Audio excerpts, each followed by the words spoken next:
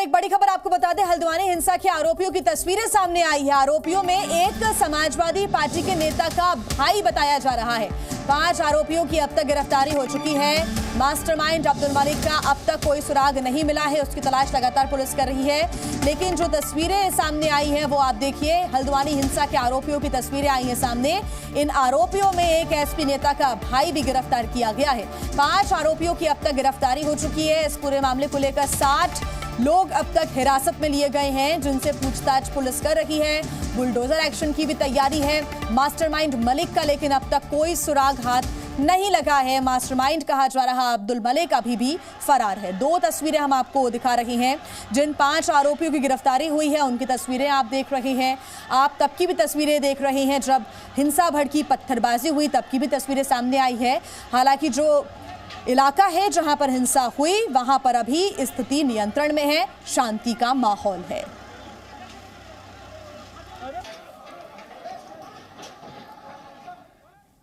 और सीधे ग्राउंड से हमारे साथ जुड़े हुए हैं अंजलि सिंह, हमें ज्यादा जानकारी देने के लिए जुड़ी हुई हैं। साथ ही सुरेंद्र डसीला भी हमें हल्द्वानी से रिपोर्ट कर रहे हैं। अंजलि, आप उस जगह तक पहुंची जहां पर पत्थरबाजी हुई, आगजनी हुई, हालांकि स्थिति अभी नियंत्रण में है, क्या तस्वीर?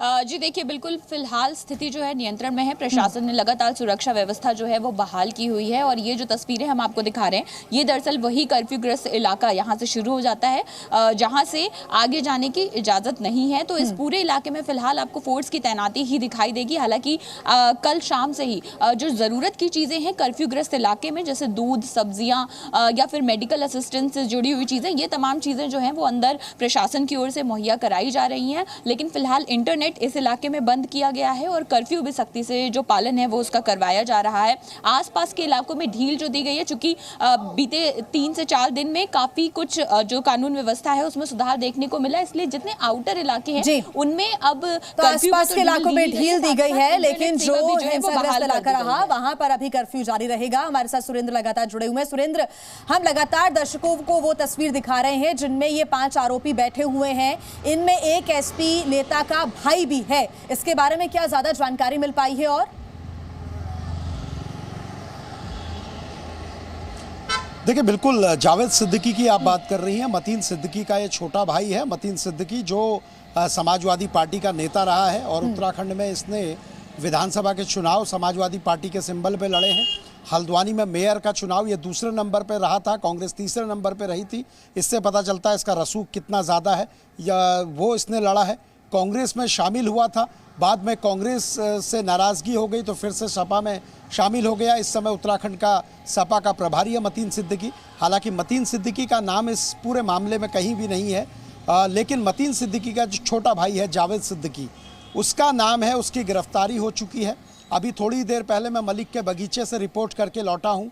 तमाम जगह को दिखाया है, तमाम जगह की तस्वीरें भी हमारे दर्शक देखेंगे जी। किस जगह पर वो पूरा क्षेत्र है और चारों ओर से जो मकान है लोग खाली करके जा चुके हैं, क्योंकि कई लोगों की गिरफ्तारी हुई है और जो महिलाएं हैं वो बच्चों को लेकर पलायन कर रही हैं। यानी जितने भी पत्थर मारने वाले लोग थे, अब उनको प्रशासन की कार्रवाई का डर लग रहा है, तो ये लोग हल्द्वानी से भाग रहे हैं। ठीक, ये स्थितियां वहां पर नजर आ रही हैं। सुरेंद्र, आप बने रहिए हमारे साथ। अंजलि भी हमारे साथ लगातार जुड़ी हुई है।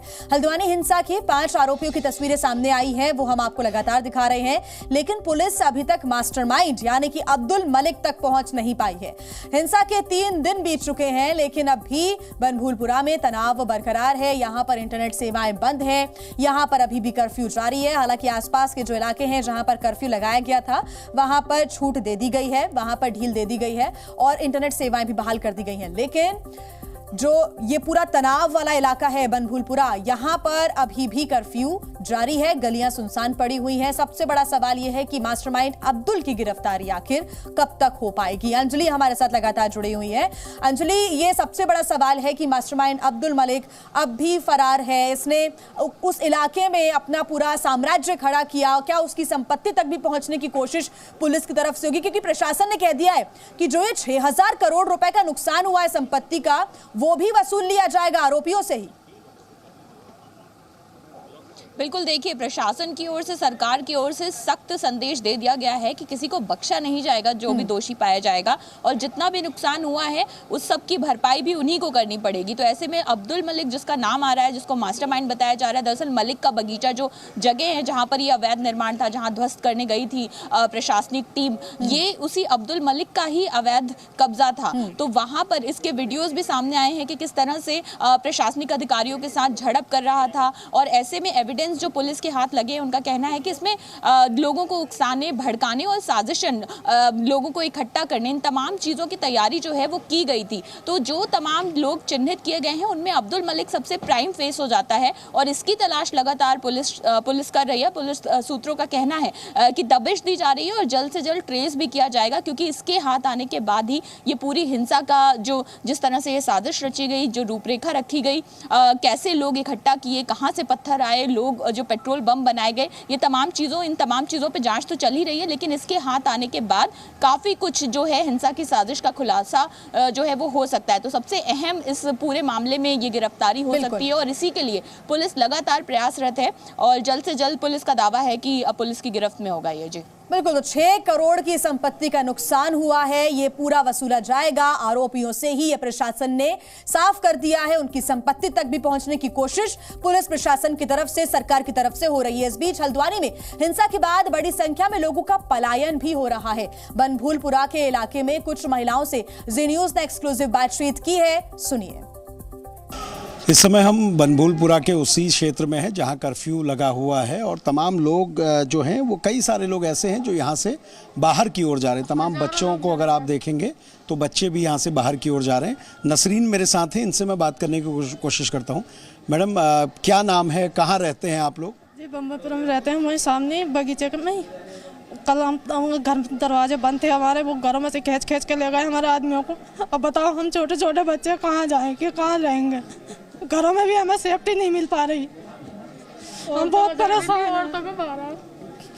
तो क्या कहना था उनका कि जब पत्थरबाजी आगजनी हुई उसमें शामिल थे इस टाइप से? हमारा कोई हाथ नहीं है सर, हमारा कोई हाथ नहीं, हम तो घर में बैठे जब पत्थरबाजी हुई, हम अपने घर में थे, बच्चे भी हमारे घर में थे, हमारा दरवाजा बंद था, हमें पता ही नहीं है कौन थे, कौन लोग थे, किन्होंने पत्थरबाजी करी, हमें कोई मतलब नहीं था किसी। आप लोग कहाँ जा रहे हैं अब हम अपने रिश्तेदारों में जा रहे हैं, जब यहाँ कोई ठिकाना नहीं है तो कहाँ जाएंगे बताओ। मैडम, क्या नाम है आपका? मेरा बिल्किस है जी। आप भी वहीं रहती हैं? हाँ, मैं भी वहीं रहती हूँ। इतनी बुरी तरीके से मारा था कि औरतें उनके आदमियों के ऊपर गिर गई थी, जब भी बहुत ही बुरी तरह चीख रही थी कि औरतों के हाथ पैर भी तोड़ दिए। अब हमारे को कोई नहीं है, क्या करेंगे, क्या खाएंगे? रोज कमाना, रोज खाना। हमारा बुढ़ा आदमी, मेरा लड़का नहीं है कोई, मेरा लड़का 22 साल का था, वो खत्म हो गया। आप भी जा रही हैं क्या? मुझे 50 साल हो गए यहाँ पे रहते हुए, मुझे, मेरे परिवार को, सबको।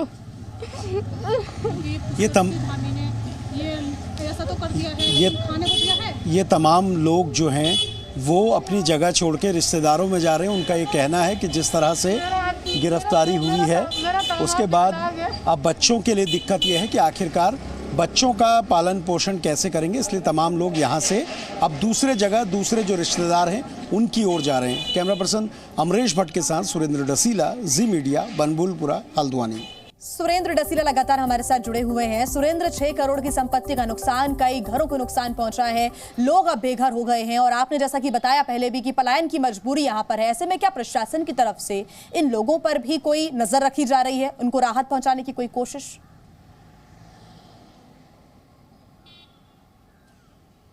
देखिए, सबसे बड़ी बात यह है कि जब कोई प्रशासनिक कार्रवाई होती है उसका विरोध करना खुद अपने आप में लोक सेवक के साथ अभद्रता, सरकारी कार्य में बाधा डालना, उसी के तहत मुकदमा उसमें पंजीकृत होता है। ये तमाम लोग उस वक्त विरोध कर रहे थे, चाहे महिलाएं हों, चाहे बच्चे हों और चाहे पुरुष हों, सभी ने विरोध किया। कहीं भी किसी भी क्षेत्र में कर्फ्यू लगे वो अच्छी बात नहीं होती है, लेकिन प्रशासन के ऊपर हमला करना, जान संकट में डालना, इतने लोगों को गंभीर तौर पे घायल करना, इन सारी चीज़ों के लिए मलिक के बगीचे के आसपास में रहने वाले जो लोग हैं वो कहीं ना कहीं संदेह के घेरे में हैं, और उसी लिए पुलिस कार्रवाई कर रही है। और ऐसे में जो मैंने कहा, क्योंकि जब मैं इस बगीचे में पहुंचा हूं तो इसके आसपास के सारे घर खाली हो चुके हैं। लोगों को लगता है कि अब प्रशासन की कार्रवाई होगी और जेल डाला जाएगा, इसलिए लोग पलायन कर रहे हैं बड़े पैमाने पर।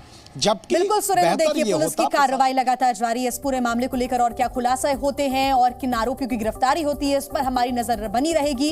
अंजलि और सुरेंद्र, बहुत शुक्रिया आपका तमाम जानकारी के लिए।